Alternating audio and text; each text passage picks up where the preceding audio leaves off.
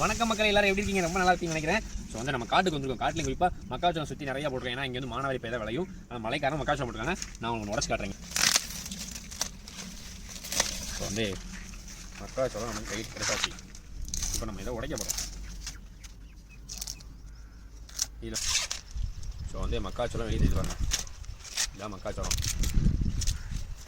எவ்வளோ அழகாக இருக்குது பாருங்கள் சார். இந்த அளவுக்கு அழகாக வந்து பார்க்க அப்படியே ஸ்டார் மாதிரி பிரிஞ்சு செமையாக இருக்குது. ரைட்டா, சாப்பிடலாமா? நம்மளும் டேஸ்ட் பண்ணி பார்த்துருவோம் எப்படி இருக்குது அப்படின்னு.